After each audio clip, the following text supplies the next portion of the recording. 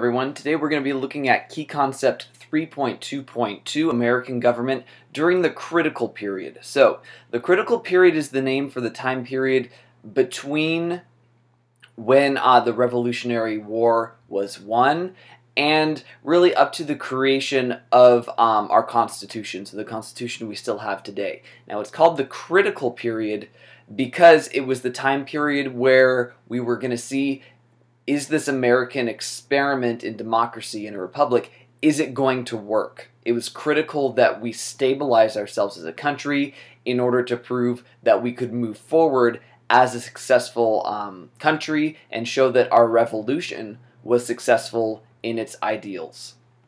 Okay, one of the first things to examine is what was going on with state governments and then also how the national government worked at the time. This first slide is focusing just on state governments, and you'll see in the descriptor on the left that one of the things that they valued very much was a strong legislative branch.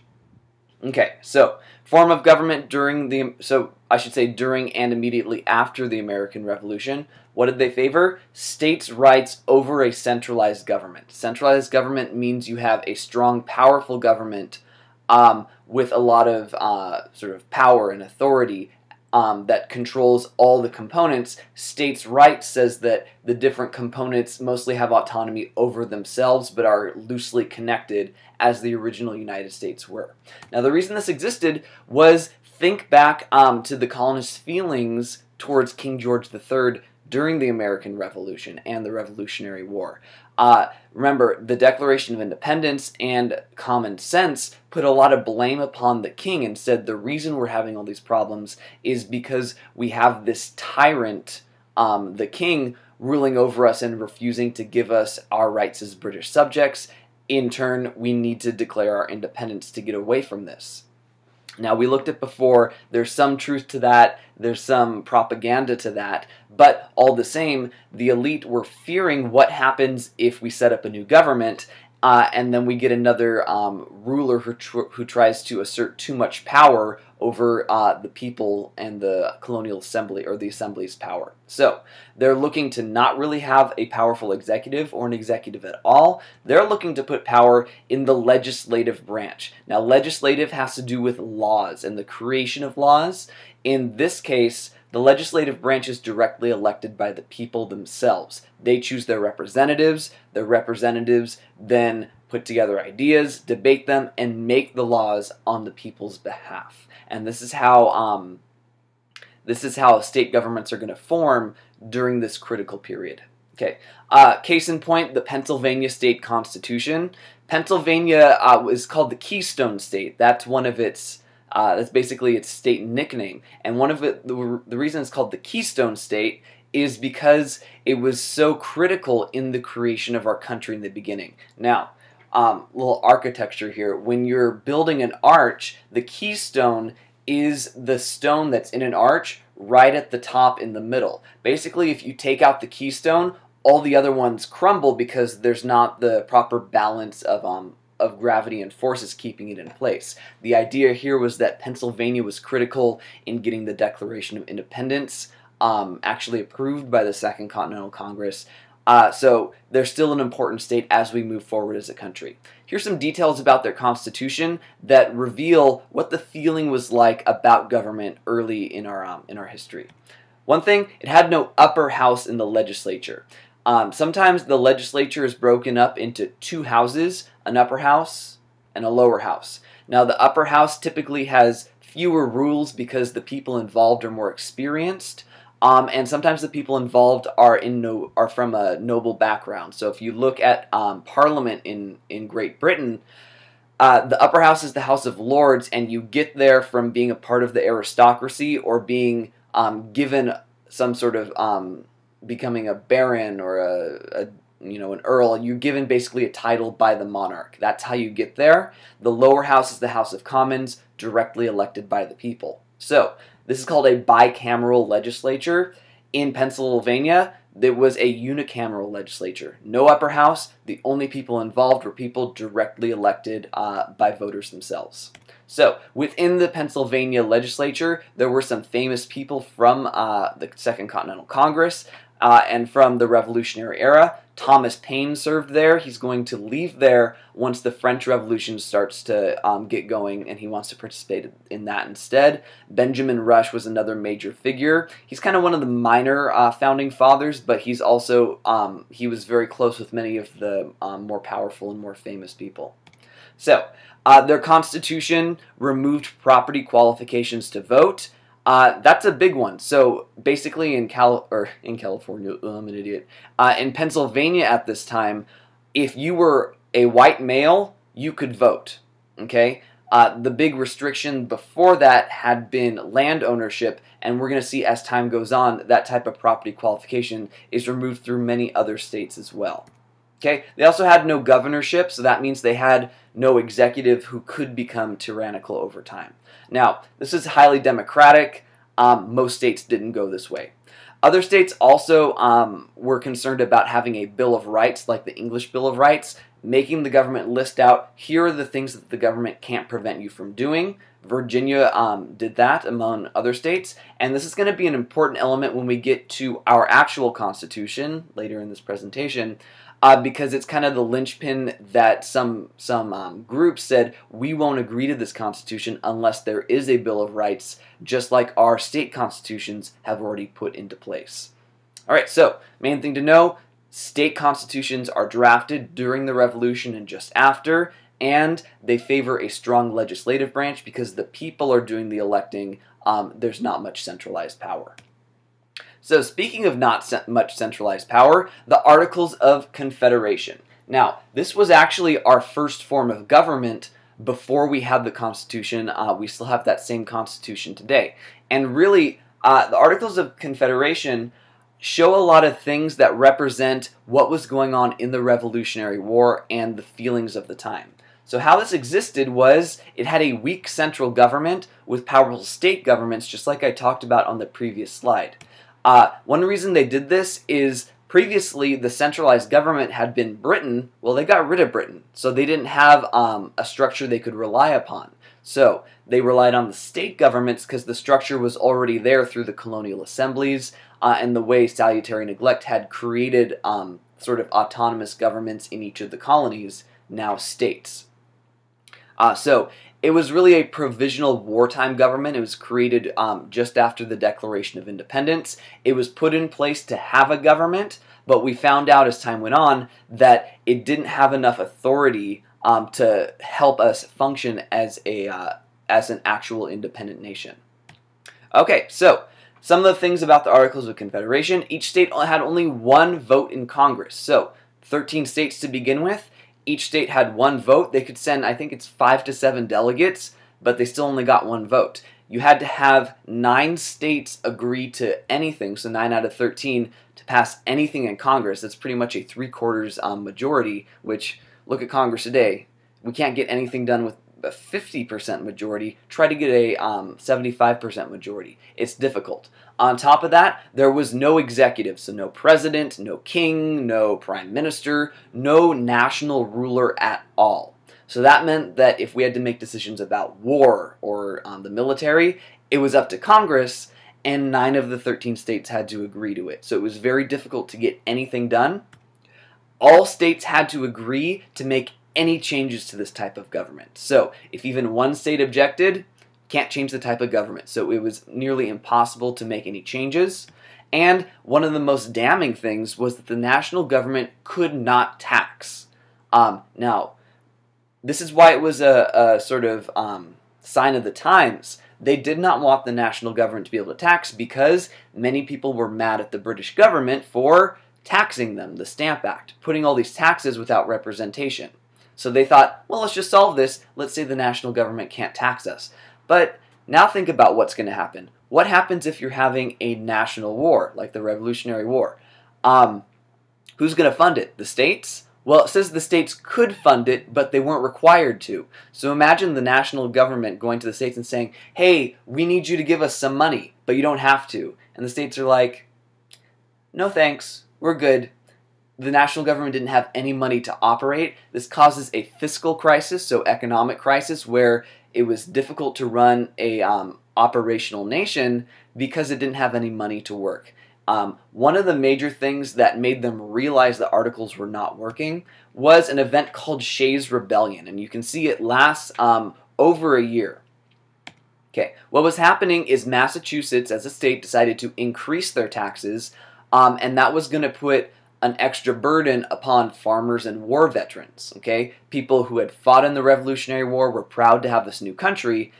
They thought that, getting rid of Britain might get rid of extra taxes, but our country was in an economic crisis, trying to create sort of raise more money to make the government operational. And, the farmer's like, well, what's up with that? Okay, so what they did is a guy named Daniel Shay sort of rallied a bunch of these people together in the Massachusetts countryside and said, let's go shut down the courts. If we shut down the courts, then they can't arrest us because they have no way to put us in jail, and they're going to have trouble trying to bring up charges against us for not paying our taxes. And this lasts for over a year, and it's basically a national crisis, even though it's just located in Massachusetts. The government had no power to stop it. Imagine the national government saying, oh, well, we need to put down this rebellion, and all the states say, no, that's Massachusetts' problem. We don't have to help you do it. We're not going to send in any soldiers from our state. It's not our problem. We're not going to send you money. It's not our problem. Okay? On top of this, it makes the American elite, the leaders, realize that they don't have a strong enough government to prevent social unrest. Okay? They can't send in the military. They don't have any enforcement branch of their current government. And they realize we need to just throw this whole thing out, create a new system so that the power is more centrally located. They're starting to realize we hated centralized power, but we still need it in case things start to go in a way we don't want it to go. So Shays' Rebellion eventually fizzled out, but it revealed a lot of the weaknesses of the Articles of Confederation. All right, so how did these weaknesses get addressed? Well, we have a constitutional convention. Now, what happened, it was in summer of 1787, very hot, very humid in Philadelphia, and no air conditioning, no fans, no anything. And they were dressed in like stiff, suffocating wool. I can't even imagine it. I'm suffering in, California summer with no air conditioning. Anyway, so it was specifically called to address the problems of the Articles of Confederation. And if you actually look at the preamble of the Constitution, we the people of the United States, if you know Schoolhouse Rock, you know the rest, it enumerates all these problems. Problems keeping social peace, problems raising money, problems maintaining a military, problems guaranteeing rights to people. The Articles of Confederation didn't do any of that, and it says we're creating this new Constitution to fix these issues that we realized during that critical period. All right, so 55 delegates showed up from 12 of the states. Now, Rhode Island declined to attend, but they pretty much agreed that, yes, there are problems, but we have a history of being dissident and not really trying to be involved in this power structure of the colonies. So they said, you make the decisions, and we may or may not agree to it. Eventually, the Constitution is made in a way that it didn't matter if Rhode Island ratified the Constitution or not. They would still be a part of it. All right. Major leaders who were there, notice, all these names are in red, so you need to know these names. George Washington, Benjamin Franklin, Alexander Hamilton, James Madison. A couple of people who are notably absent are Thomas Jefferson and John Adams. They were both serving in Europe under the Articles of Confederation government as foreign ambassadors, so that's why they weren't there. Both of them were not happy about being absent for the creation of this new government, but that's where they were all the same. All right, so different plans are thrown around because there's different concerns for different types of states. We had states with large populations, states with small populations, states that had slavery being legal, states that had, well, actually only Massachusetts had slavery illegal at the time, but many states didn't think slavery was necessary. There's many different concerns, and here are a couple of the plans, the major ones you need to know. One plan was the Virginia Plan. This is the one that said within Congress there should be representation based on population. Now, big states favored this because they had larger populations. So if it went this way, bigger states would have more of a say in Congress than smaller states would. So you should predict next, well, What did the small states want? They certainly wouldn't want that. They proposed the New Jersey Plan, which said every state will have equal representation. So kind of like the Articles of Confederation, where every state only gets one vote. Obviously, big states didn't like that because they said, well, if we're thinking about popular sovereignty, our states have more individuals who have more individual rights. We need more of a say within the national government as a whole. So this went back and forth for some time. Along comes Connecticut, which is, in terms of area, a small state, but they actually had a pretty middling size population. They say, well, let's just combine the two plans. Let's have two houses within Congress, a bicameral legislature. One will have representation based on the state's population. That's the House of Representatives today. One House of Congress, and this ended up being the upper house, would have equal representation. Every state gets 2 representatives, and that is today the Senate. This plan was also called the Great Compromise because it solved one of the major problems within our Constitutional Convention. Okay, to give you a size about how why these big states and small states would disagree so much, you need to look at today. So the state with the highest population is California. It's us, okay?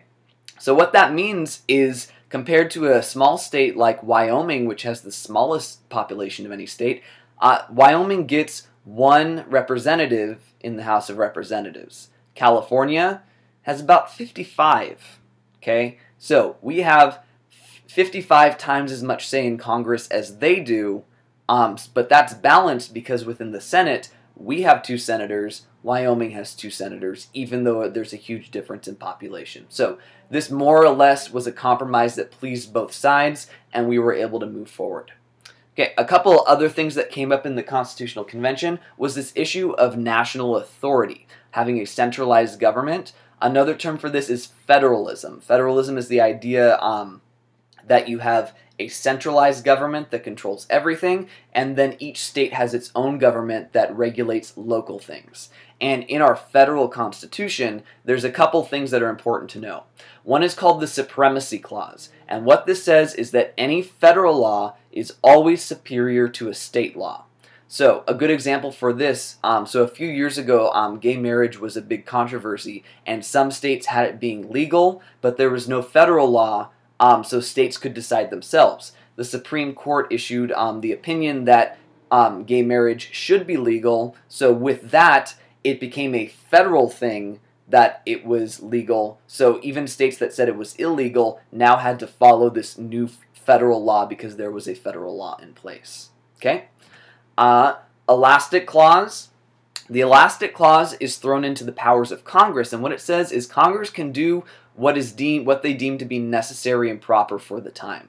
Okay, it's called the Elastic Clause because if you think like elastic in your sweatpants or whatnot, it lets you stretch, right?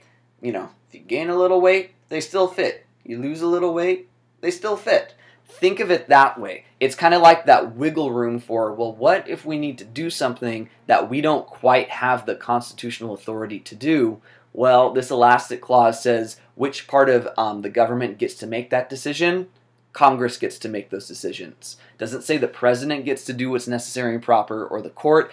Only the Congress can do that, and they've used it at various times. This is something I'll bring up whenever it happens for why it was able to get through.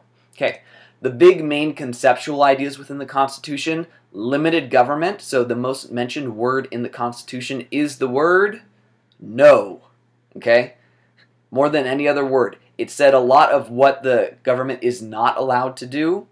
Popular sovereignty is the idea that people elect their representatives and the people are sovereign, they are ruling.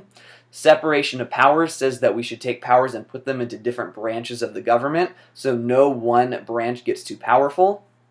System of checks and balances says those 3 branches have a little bit of control over each other.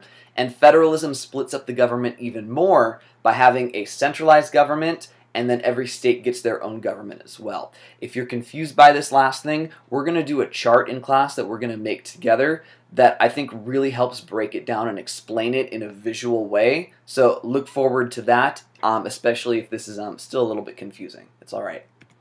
All right, next up. So this convention remember, we already kind of looked at the structure of the government there, but what they had to do too is address the issue of slavery, because slavery was a hot topic back then, and it's going to remain one all the way up through the Civil War. Okay, so slavery in the Constitution.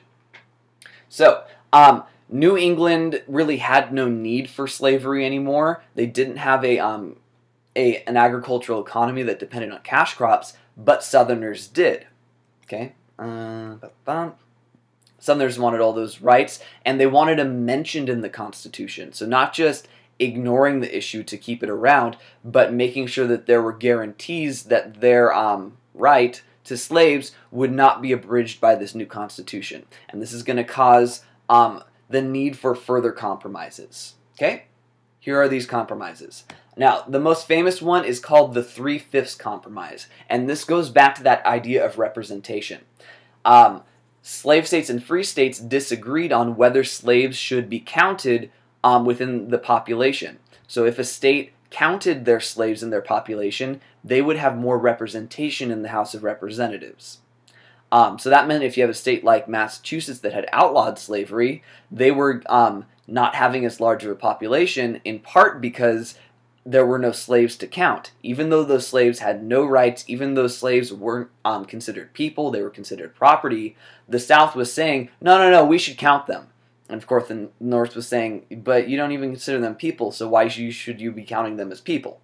Didn't make any sense. So there's back and forth. What's ultimately decided is, one way to say it is that every slave would count as 3/5 of a person for census purposes. Another way to say it, and this is actually how the Constitution words it, is that for every 5 slaves, only 3 would count. All right? So that's another compromise that happens. Something else that happens is discussion of ending the slave trade was postponed until 1808. So math's not always my strong suit. So that meant for 20 years they could not discuss it at all. So if someone tried to bring it up in Congress, someone would just invoke this part of the Constitution and say, we cannot talk about it until 1808. Eventually what happens is, once they could talk about it, the international slave trade is outlawed in 1808, but the domestic slave trade gets to stick around for much longer.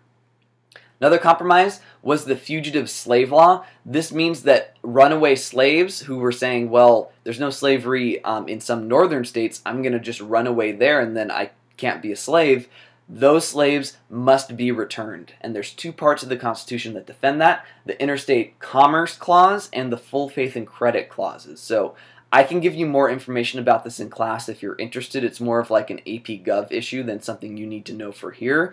But just realize there are clear parts in the Constitution that defend why slaves had to be returned. Now, were they returned? No, Northerners just ignored this part of the Constitution. That's going to cause lots of problems when we get closer to the Civil War.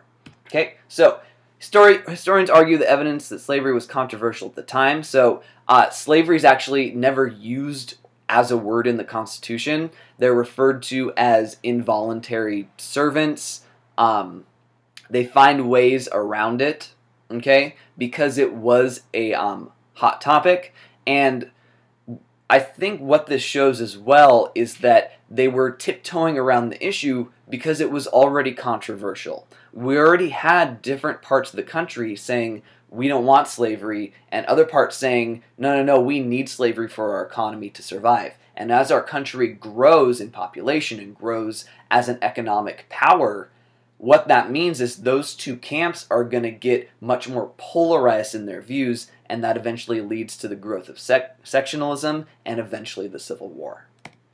All right, this is our last slide, and it has to do with what's happening once the Constitution's sort of written, but not approved of yet. The last article, Article 7 of the Constitution, says that 9 of the 13 state legislatures had to approve it. The word here is ratify, by the way. You need to know that word in order for it to take effect in the country as a whole. So all states agreed to this, that we're part of this country, but if our state doesn't want to have this Constitution, but 9 others say it should, then we have to accept it all the same. So think about like Rhode Island there, who didn't even show up. If 9 other states said yes, they would be basically accountable to the same Constitution the others decided on. and two factions arise. So two different groups that disagreed about whether the Constitution was what the country needed or not. Now, one group was the Anti-Federalists, and they opposed ratification. So they're kind of the remainders of those who supported the Articles of Confederation and didn't see as many problems with it. They feared centralized power, like King George III got. They wanted more states' rights. Typically, Anti-Federalists had agrarian backgrounds, or they were the same people who were trying to move west. Remember, it was a centralized government that tried to prevent colonists from moving west before the American Revolution, and Southerners as well. Southerners are in this group because they feared what would happen if a national government turned against slavery. Okay? Now, one of the things they were most angry about was that the Constitution lacked a Bill of Rights. Okay, so they said, we want the Constitution to list very explicitly what the government is not allowed to do to its own people. And because it wasn't there, they said, we will not approve of this. All right? Now, the group that favored ratification were called the Federalists, which now that you see this, you see, man, those Anti-Federalists were not very original in their name. Okay? Some people who were Federalists, Alexander Hamilton, James Madison is a Federalist, though eventually he and Hamilton are going to become bitter rivals, and someone named John Jay as well. Now what they did is they wrote a series of papers called the Federalist Papers. These were published in newspapers in New York to try and convince the state legislature there to ratify the Constitution. What had happened is 8 states had said, yes, we're good with this. Delaware was the first one, and they still like to say, oh, we're the first state. Okay, they're very proud of that. It seemed like if New York was kind of on the edge of doing it, so they said, well, let's publish these papers, take apart the Constitution bit by bit, and explain to the people, and also the legislators as a result, that this is what your state needs as well as what the whole country needs. Okay, now I think there's 85 of these papers. Okay, they're all pretty dense. They're a little bit boring, but part of that is just because it has an old style of writing that's not very easy for us to read today. Okay, so eventually they do get one more state. It ends up not being New York, but they got one more state all the same, and the Constitution gets ratified. Federalists in general, as a group, they were not agrarian. They favored a manufacturing future, interest in trade, and in the North. So what we're going to set up here eventually is the Federalists become one of our first political parties, and the Anti-Federalists will become a different political party called the Democratic Republicans. So basically, these factions, these groups, are set up during the very ratification of the Constitution. So like I said, the Constitution's ratified, but the way that it got approved was that the Federalists brokered a deal with the Anti-Federalists, and they said, all right, so if you will help us get the Constitution ratified, the first thing Congress will do once they're meeting for session and we've had elections and all that is the creation of a Bill of Rights. And guess what? That was exactly what happened. Okay? So it was quickly accomplished once the inauguration of Congress occurred. It was one of their first orders of business, and what we get there are the first 10 amendments to the Constitution. We can go over these in class so you know more about them, so you know what kind of the more important ones are and what are the ones that you don't need to know much about. So here's the thing about the Constitutional Convention, though. So we got a Constitution. It fixed the problems of the Articles of Confederation, but it also set the stage for very divisive political parties. And it's interesting. One document you're going to see in your quiz is from something called, well, one of the Federalist Papers, number 10, and it talks about this issue of faction. And Madison says, faction's a good thing. It's going to separate everyone into all these different groups, so no one minority or majority will be able to be tyrannical over the other. Now, what happened instead is factions formed, and we can see this very day that political parties can be very divisive and create kind of a bitter national mood. Okay, so that's been around, well, probably forever, but definitely since the Constitution. All right, thank you for watching. You know your next steps, so keep up with your work, and I'll see you next time.